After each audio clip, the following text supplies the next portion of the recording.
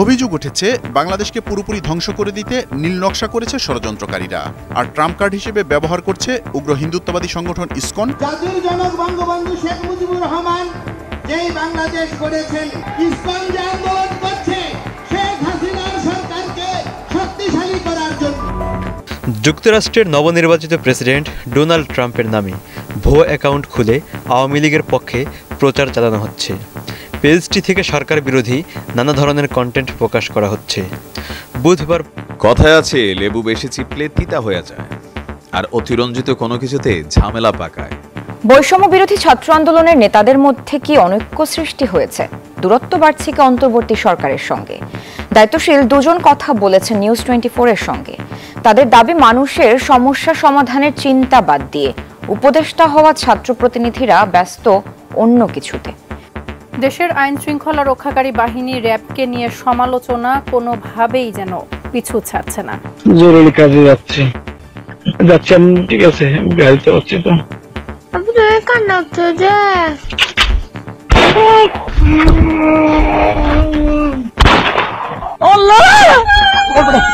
2018 সালে কক্সবাজারের টেকনাফ পৌরসভার কাউন্সিলর ইকরামুল ক্রসফায়ারে নিহত হওয়ার ঘটনায় এই ফোন রেকর্ড ফাঁস হলে দেশজুড়ে তুমুল সমালোচনার মুখে পড়ে র্যাপিড অ্যাকশন ব্যাটালিয়ন র্যাব। আসসালামু আলাইকুম দর্শক। শিয়ালের কাছ থেকে মুরগি কেড়ে নিয়ে হায়নার কাছে মুরগি বাগে দিয়েছে মুরগি সুরক্ষিত রাখার জন্য। দেখেন তো দর্শক, এই লাইনটার কিছু বুঝতে পারছেন কিনা? এখন কিছু না বুঝে থাকলেও সমস্যা নেই, আর অল্প কিছুক্ষণের মধ্যে সুন্দর ও পরিষ্কার হয়ে যাবে আপনাদের সামনে। চলুন এবারে সামনে যাওয়া যাক। দর্শক, গভীর ষড়যন্ত্র চলছে বাংলাদেশকে নিয়ে। আগামীর বাংলাদেশ কোথায় গিয়ে দাঁড়াবে সেটার অনুমানও করতে পারছে না রাজনৈতিক বিশ্লেষকেরা। বর্তমান পরিস্থিতিতে গভীর ষড়যন্ত্রের জাল বুনছে দেশ জুড়ে। তাই যাচাই বাছাই ও বিশ্লেষণ করে সবচাইতে বেশি ভাইরাল ও প্রয়োজনীয় তথ্য ও ভিডিও চিত্র আমরা আপনাদের কাছে শেয়ার করতে যাচ্ছি। তাই একটি মাত্র অনুরোধ, ভিডিওটি শুরু থেকে শেষ পর্যন্ত দেখবেন, যাতে করে আপনারা খুব সহজেই সুন্দরভাবে ভিডিওটি বুঝতে পারেন। তো দর্শক, চলুন এবারে আমরা সম্পূর্ণ বিস্তারিত দেখতে টিভি স্ক্রিনের পর্দায় চলে যাই। বৈষম্য বিরোধী ছাত্র আন্দোলনের নেতাদের মধ্যে কি অনৈক্য সৃষ্টি হয়েছে? দূরত্ব বাড়ছে কি অন্তর্বর্তী সরকারের সঙ্গে?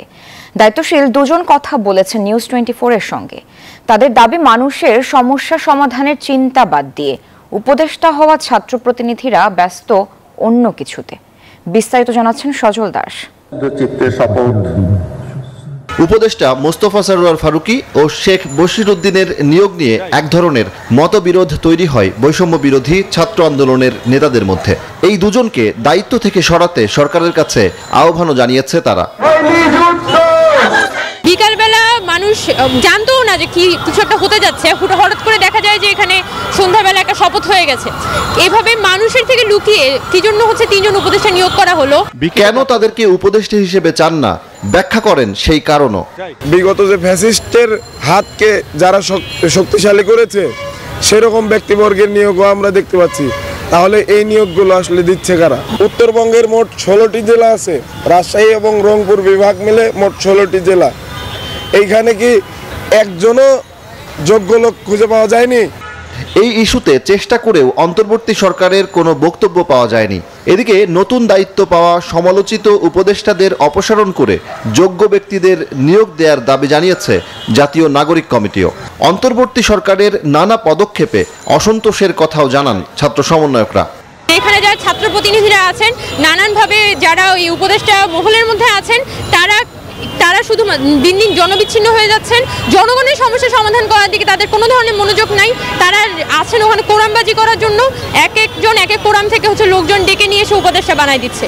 যুক্তরাষ্ট্রের নবনির্বাচিত প্রেসিডেন্ট ডোনাল্ড ট্রাম্পের নামে ভুয়ো অ্যাকাউন্ট খুলে আওয়ামী লীগের পক্ষে প্রচার চালানো হচ্ছে। পেজটি থেকে সরকার বিরোধী নানা ধরনের কন্টেন্ট প্রকাশ করা হচ্ছে। গণ আন্দোলনের মুখে গত 5 আগস্ট ক্ষমতা ছেড়ে ভারতে পালিয়েছেন আওয়ামী লীগ সভাপতি শেখ হাসিনা। তার এই ক্ষমতাচ্যুতিকে ভালোভাবে নিতে পারেনি আওয়ামী ঘনিষ্ঠ ভারত সরকার সহ সংশ্লিষ্টরা। এরপর থেকেই নানা মিথ্যা অভিযোগ, গুজব তুলছে ভারতীয় সংবাদ মাধ্যমগুলো। অভিযোগ উঠেছে বাংলাদেশকে পুরোপুরি ধ্বংস করে দিতে নীল নকশা করেছে ষড়যন্ত্রকারীরা, আর ট্রাম্প কার্ড হিসেবে ব্যবহার করছে উগ্র হিন্দুত্ববাদী সংগঠন ইসকন, দেশের পোশাক শিল্পের অস্থিরতা আর আদানি গ্রুপকে। জাতির জনক বঙ্গবন্ধু শেখ মুজিবুর রহমান যেই বাংলাদেশ গড়েছেন, ইসকন যে আন্দোলন করছে শেখ হাসিনার সরকারকে শক্তিশালী করার জন্য। এ নিয়ে বিশদ একটি প্রতিবেদন প্রকাশ করেছে ইগল আইস। ওই প্রতিবেদনে দাবি করা হয় এই ষড়যন্ত্রের ইন্ধন দিচ্ছে ভারতীয় গোয়েন্দা সংস্থা র, আর তাদের পেছনে শক্তি হিসেবে কাজ করেছে বাংলাদেশের ক্ষমতাচ্যুত প্রধানমন্ত্রী শেখ হাসিনা ও ভারত সরকার। সাম্প্রতিক সময়ে চট্টগ্রামে আইন শৃঙ্খলা রক্ষা বাহিনীর উপর হামলা ও এসিড নিক্ষেপের পাশাপাশি সাবেক দৈনিক আমার দেশ পত্রিকার সম্পাদক মাহমুদুর রহমানকে 7 দিনের আলটিমেটাম দেয় তারা। দেশের অনেকেই মনে করছেন ইসকন 7টি উদ্দেশ্যের কথা বললেও তারা মূলত ভিন্ন উদ্দেশ্যে ধর্মীয় সাম্প্রদায়িকতাকে উস্কে দিচ্ছে। তারা আওয়ামী লীগকে পুনর্গঠন করার চেষ্টা করছে বলেও অভিযোগ তোলা হয়। ইসকন একটি ধর্মীয় সংগঠন হলেও এখন তারা শতভাগ রাজনৈতিক কার্যক্রম করে যাচ্ছে। দেশে ইসকনকে ছাত্রলীগের মতো করেই ব্যবহার করছে আওয়ামী লীগ। সরকার পতনের পর থেকে দেশে তৈরি পোশাক শিল্পে অস্থিরতা বাড়ছেই। বিভিন্ন কারখানায় হামলা সংঘর্ষের ঘটনা ঘটছে। ওই প্রতিবেদনে বলা হয় এই হামলায় নেতৃত্ব দিচ্ছে ছাত্রলীগ, আর তাদের ভেতরে তথ্য সরবরাহ করছে পোশাক খাতে থাকা ভারতীয় কর্মকর্তারা। বাংলাদেশের অর্থনৈতিক অবস্থা ধ্বংস করে দিতে এসব কর্মকাণ্ড করছে আওয়ামীপন্থীরা। বাংলাদেশ আর বর্তমান সরকারকে বিপাকে ফেলতে তারা সুযোগের সব রকম ব্যবহার করছে বলেও দাবি করা হয়। পোশাক শিল্প ধ্বংস করতেই বিদ্যুৎ শক্তিকেও কাজে লাগানোর চেষ্টা করা হচ্ছে বলে অভিযোগ তোলা হয়েছে ভিডিওতে। এতে বলা হয়েছে আদানি গ্রুপের কাছে যে বকেয়া তা তৎকালীন সরকারের, কিন্তু এ সুযোগকে কাজে লাগাতে দায় চাপানো হচ্ছে বর্তমান সরকারের উপর। আর সেই বকেয়া পরিশোধ না করলে বিদ্যুৎ বন্ধ করে দেওয়ারও হুঁশিয়ারি দিয়েছে গ্রুপটি। দেশের আইন শৃঙ্খলা রক্ষাকারী বাহিনী র্যাবকে নিয়ে সমালোচনা কোনোভাবেই যেন পিছু ছাড়ছে না। শীর্ষ সন্ত্রাসী, দাগী এবং দুর্ধর্ষ জঙ্গি দমনে এলিট ফোর্স হিসেবে গঠিত হলেও বিভিন্ন সময় বাহিনীটির কর্মকাণ্ড প্রশ্নবিদ্ধ হয়েছে। এর ফলে বিলুপ্ত করার দাবিও উঠেছে নানা সময়।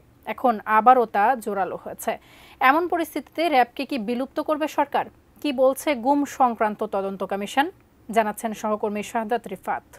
জরুরি কাজে যাচ্ছি, আমি ঠিক আছে, গাড়িতে আছি তো।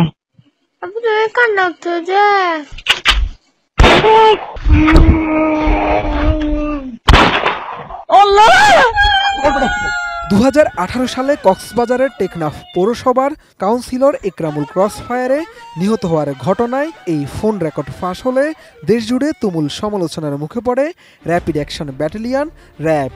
এরই মধ্যে র্যাব বিলুপ্তি ও ক্ষতিপূরণ চেয়ে আন্তর্জাতিক অপরাধ ট্রাইব্যুনালে অভিযোগ দাখিল করেছেন র্যাবের গুলিতে পাহারানো লিমন হোসেন।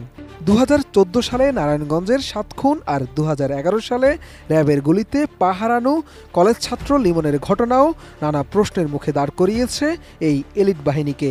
র্যাবের বিরুদ্ধে উঠা এসব অভিযোগের বিষয়ে কিছুদিন আগে সংবাদ সম্মেলন করে অন্তর্বর্তী সরকার গঠিত গুম সংক্রান্ত তদন্ত কমিশন। সেখানে তারা বলেন, গত 1.5 দশকের আওয়ামী শাসনামলে গুমের 1060টি অভিযোগ জমা পড়েছে তাদের কাছে। এর মধ্যে 400 অভিযোগ খতিয়ে দেখছেন তারা, যেখানে বেশ কিছু চাঞ্চল্যকর তথ্য উঠে এসেছে বলেও দাবি তাদের। সবশেষ অন্তর্বর্তী সরকার গঠনের পর গুমের সাথে জড়িত থাকারও একাধিক অভিযোগ উঠেছে র্যাবের বিরুদ্ধে। সব মিলিয়ে এসব ঘটনার পর র্যাব বিলুপ্ত করে নতুন বাহিনী তৈরি করা হবে নাকি সংস্কার করে নতুনভাবে আইন শৃঙ্খলা পরিস্থিতি নিয়ন্ত্রণে তাদের নিযুক্ত করা হবে, তা নিয়ে হয়তো সিদ্ধান্ত জানা যাবে অল্প কিছুদিনের মধ্যেই।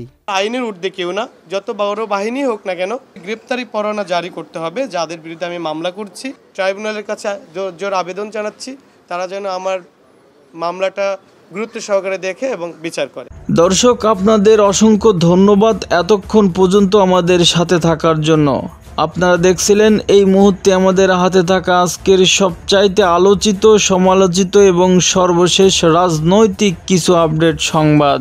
দর্শক, ছাত্র আন্দোলন সমন্বয়করা ফ্যাসিবাদী সরকার শেখ হাসিনাকে সরিয়ে তাদের সরকার ডক্টর ইউনূসকে বসান প্রধানমন্ত্রীর চেয়ারে। তাদের সাথে কথা ছিল ডক্টর ইউনূস ছাত্রদের কথা রাখবেন, সাথে সাথে কাজ করবেন, দেশকে পরিচালনা করবেন সুন্দরভাবে। কিন্তু এখন সে তার পুরোটাই উল্টো কাজ করছে। এখন আবার তারাই বলছে শেখ হাসিনা সরকারে নাকি ভালো ছিল। এসব সমন্বয়কদের সম্পর্কে আপনার 2-3 লাইনের মধ্যে মন্তব্য করে যাবেন কমেন্টের মাধ্যমে। দর্শক, আমরা জানি আপনাদের সময় অনেক গুরুত্বপূর্ণ এবং মূল্যবান।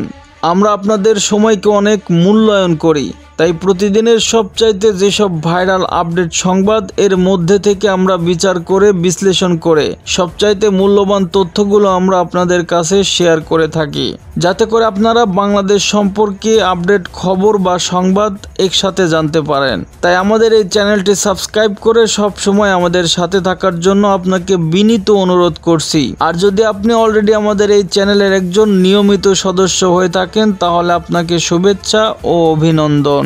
পরিশেষে আপনার পরিবারের সুস্বাস্থ্য কামনা করে আজকের মতো এখানেই বিদায় নিচ্ছি। সবাই ভালো থাকবেন, সুস্থ থাকবেন।